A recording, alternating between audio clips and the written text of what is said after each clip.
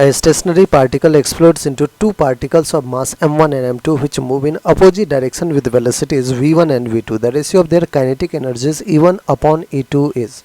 बच्चों एक stationery particle है, रेस्ट पे है, ठीक है, स्टेशनरी है, रेस्ट पे है, लेट्स से मास कुछ भी होगा, m मास ले लेते हैं। इसका इनिशियल मोमेंटम क्या हो जाएगा, 0 हो जाएगा। ये एक्सप्लोड कर रहा है, ऑन इट्स ऑन कर रहा है, तो मोमेंटम कंजर्वेशन भी यूज़ कर सकते हैं। into two masses, one m1 and another one is m2, opposite direction. Let's say एक को मैंने वेलोसिटी इस डायरेक्शन में v1 दे दिया, तो m2 को मैंने वेलोसिटी v2 इस डायरेक्शन में दे दिया। अब अपोजिट डायरेक्शन भी दिख रहा है।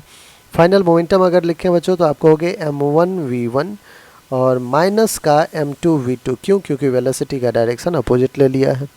According to principle of conservation of linear momentum, तो कंजर्वेशन ऑफ लीनियर मोमेंटम क्या कहता है कि जो इनिशियल मोमेंटम होगा वो फाइनल मोमेंटम होगा। 0 is equals to m1v1 minus m2v2। Alright बच्चों, यहाँ तक कोई दिक्कत नहीं, कोई परेशानी नहीं। हम यहाँ से लिख सकते हैं m1v1 is equals to m2v2, ठीक है। यहाँ से m1 अपॉन m2 को m1 अपॉन m2 लिख लेते हैं, या फिर आप ऐसे कीजिए v1 अपॉन v2 लिख लीजिए बच्चों। v1 अपॉन v2 क्या हो जाएगा, m2 अपॉन m1 हो जाएगा।